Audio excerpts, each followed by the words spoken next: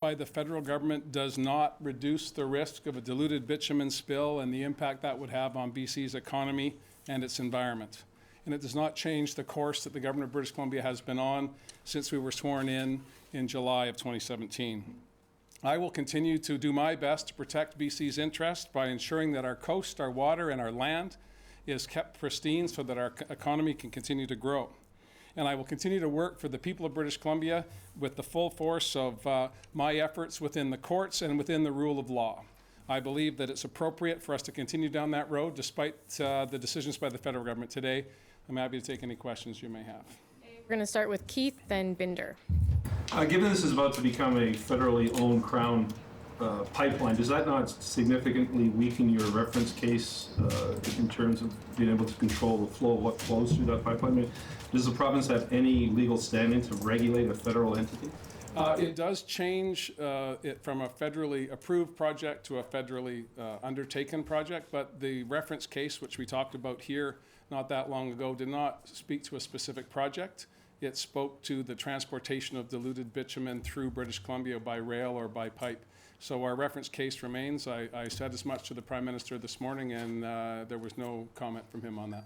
Did he ask you whether you were going to withdraw that case, and have you any intention of doing that? I don't have any intention of doing that, and no, he didn't. Our conversation this morning was he laid out for us, for me, the actions the federal government was going to take, and that his hope was that we could resume discussions on a whole range of other issues that are important to British Columbia and to Canada. I undertook to continue as I have, to stand up for British Columbia to the extent that I can within the law, and I will work with he and anyone else in Canada to make life better for British Columbians. It was a polite conversation. Was it? Oh, absolutely, yeah. It's never been a personal issue between he and I. He has responsibilities as the leader of the Government of Canada. I have responsibilities as the leader of the Government of British Columbia. We've always worked cooperatively on a range of issues. This is an area where we disagree. Binder, and let's keep it to one question and one follow-up. Okay. How would you characterize the relationship with Ottawa right now? And if BC keeps opposing this pipeline and Ottawa is committed to pushing it through, are you concerned that the relationship could deteriorate further? No, I'm concerned that there could be catastrophic consequences of a diluted bitumen spill in British Columbia, regardless of the owner of the pipeline, regardless of the owner of the rail cars.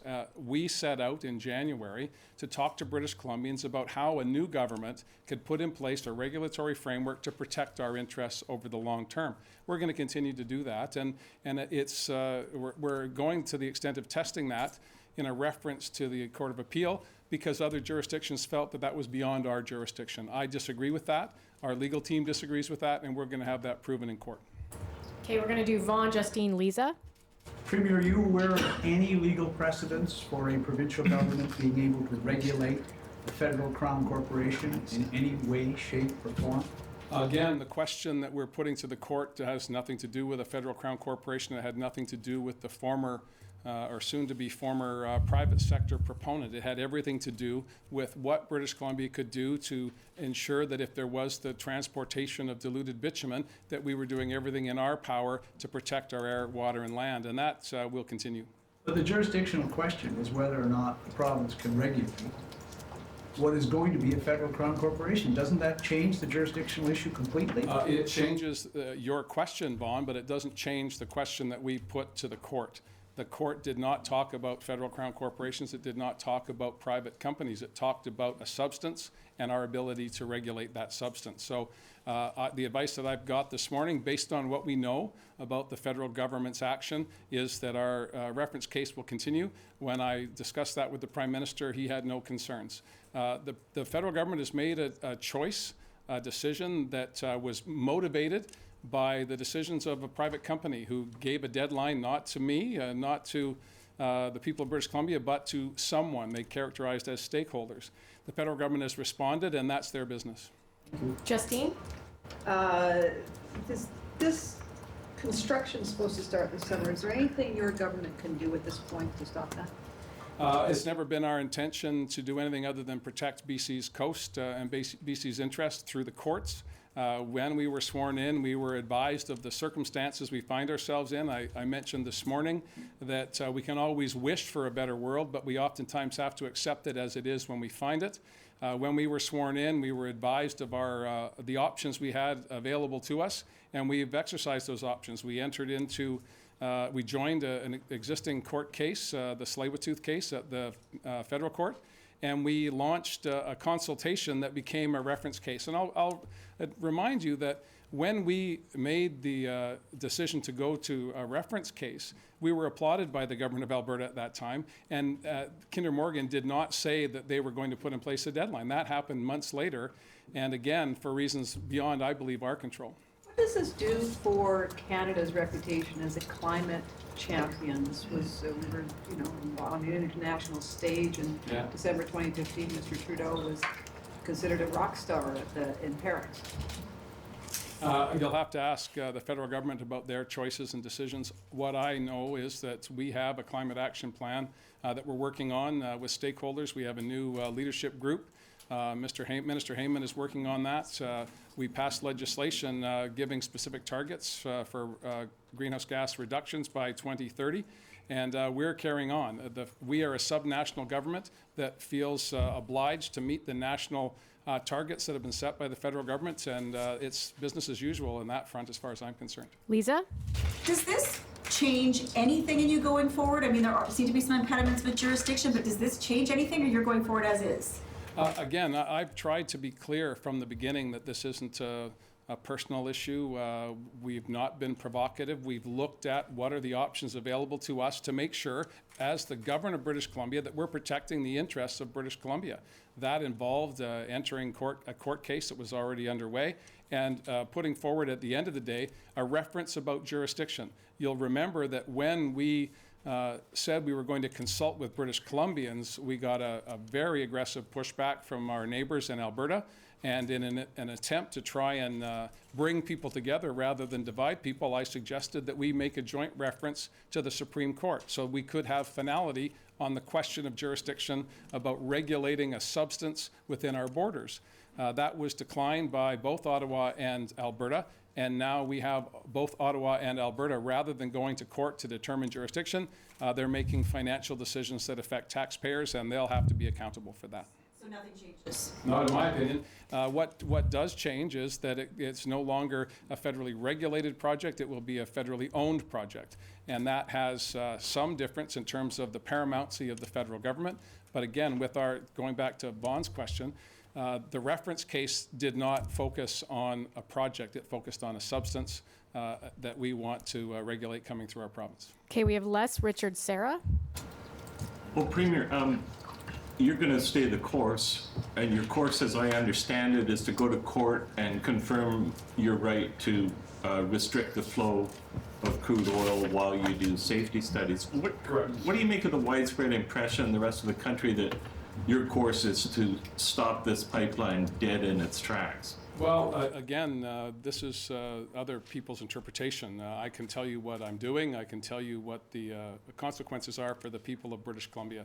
Other speculation on who's up, who's down, who's winning, who's losing, those I'll leave to you and other columnists less to determine. What we've been doing from the beginning is trying to make sure that we're doing everything that we humanly can to protect the interests of British Columbians. The court cases the particular one in play now, focuses almost explicitly on Indigenous rights and title. And I believe that that's a larger issue that has been skated by both Alberta and the federal governments, and at some point in the very near future, they're going to have to come to terms with that. Both governments have professed to embrace the UN Declaration on the Rights of Indigenous People. Both governments have professed to embrace genuine reconciliation, and I'm not convinced you can necessarily do that when you're disregarding the rights of Indigenous groups along a power corridor. Mr. Weaver says this is a betrayal. Do you agree with that characterization? Mr. Weaver and I have had coming on a year-long relationship where we have independent opinions, and I'm certain that Mr. Weaver will continue to express his views, as I will mine. Richard? Do you believe that you've cost taxpayers $4.5 billion? I made no such undertaking of tax dollars, quite the contrary. The accountability for those decisions should rest with the people who made them, and that's the federal government and, by inference, the government of Alberta. And where we stand today, do you believe this pipeline is going to be built? I will continue to do what I can to ensure that while I'm leading the government of British Columbia, we're doing everything we can to protect those things that are precious to BC. Our coast is significant to not just British Columbians, but to all Canadians. And I believe we have an obligation to ensure that we are doing everything we can to avoid the catastrophic consequences of a diluted bitumen spill. I do believe that the federal government now is totally accountable, not just for regulation and approval of a pipeline, but they now are responsible from wellhead to tidewater and beyond. And I think that allows me to have more candid discussions with the owners of the pipeline than I would have been able to when they were shareholders in a Texas-based oil company. So the good news, if there is any to be had today, is that the Government of Canada needs to be accountable for their ocean protection plan, and if there are gaps in that plan, I'll be able to speak directly to the owners of the pipeline to make my concerns known, and British Columbians can join me in that. Sarah? 2 years ago, Canada and other G7 nations said that government support for coal and oil and gas should end by 2025. How do you view today's announcement in that context? I see that as a difficult target to realize based on today's decision. I don't know what else to say about that. So that wasn't a commitment that I made. It was so I can't go beyond that. Characterize the announcement today as a subsidy for the oil and gas sector? Well, again, Mr. Morneau will have to answer to taxpayers, federal taxpayers, who also happen to be British Columbians and Newfoundlanders and people from the Yukon, about how he's disposing of their hard-fought tax dollars. If he believes that building a pipeline to export raw materials to other jurisdictions to create jobs and wealth in other places, he'll have to be accountable for that. Okay, we're going to end with Dirk, Mike, and then Megan. You just kind of answered it, but do you feel closer now to federal environmental programs now that they're buying this program? You basically can pick up the phone and try to fix things. In my conversation with again, just to characterize the relationship I have with the federal government, it's been a positive one. We've been able to do a whole range of things with respect to infrastructure, with respect to childcare and housing, and I expect to continue to do that. On this issue, we disagreed. The federal government has been abundantly clear that they believe that this project is in the national interest. They haven't defined that beyond saying it's in the national interest. I've been making the case that there's a high degree of risk for British Columbia, a high degree of risk to our coast, which belongs to all Canadians, not just British Columbians. We're just the ones fortunate enough to live here. But I believe that our relationship, myself and the Prime Minister, is a positive one, and we'll be able to continue to meet the needs of BC taxpayers on a whole host of issues. On this critical question, the federal government now is completely accountable, and I think that is probably, at the end of the day, a good thing. Mike? Premier, just as an advocate for taxpayers here in British Columbia and who pay federal taxes, and as a federal taxpayer yourself, what are your thoughts on this deal, putting federal tax money into this? I haven't had the financial framework broken down for me completely. I just learned about a conversation with the Prime Minister this morning, very early, I have to say, before the coffee had made its way through. And so we'll have to look at the details. But again, I believe the Finance Minister of Canada is responsible for the decisions that they made today, and he'll be accountable for that. And what about, you said in the past you don't answer to the Kinder Morgan boardroom in Texas. What do you think they're saying in that boardroom right now? Do you think in any way they took advantage of? Well, again, I think that we'll have to look over the long term at the financial viability of the project. There have been reports of skepticism about the ability to make money off of this. Those, again, now are the responsibilities of the Minister of Finance for the Government of Canada. And we'll see how time addresses that. I think we're at $66 a barrel, $67 a barrel today. That's well below what Kinder Morgan had projected in its initial presentations to the NEB. So in terms of how's Kinder Morgan feeling today, you'll have to ask them. I don't know what their stock price has done. I don't follow it that closely. Last question, Megan. Premier, How concerned are you about civil disobedience this summer? Well, I know that many British Columbians feel very passionately about this project, and I encourage them to continue to express their disappointment within the rule of law. And I believe that all British Columbians have the right to exercise freedom of speech in our great country, and people should do that free of harassment, but they should also be mindful that we do live in a country that is governed by the rule of law. And I'm hopeful that peaceful protest will be the order of the day, and that all British Columbians will have confidence that we, as a government, will do everything we can to protect their interests within the scope that we have. And our jurisdictional question is critical to that. If we are able to protect our coast and our economy, then we'll do so. And if the courts find otherwise, we'll see what we can do about that. Does the province have any role to play in public safety if situations do arise? Well, again, accountability in this case now clearly falls to the federal government. British Columbia has a responsibility to enforce the law, but we will have to see how it goes. Again, I encourage people to be mindful and respectful of law enforcement, to be mindful and respectful of civility in our great country, and by all means, if you have a different point of view, you're entitled to express that, but you need to do that in a way that is peaceful and civil and is within the rule of law.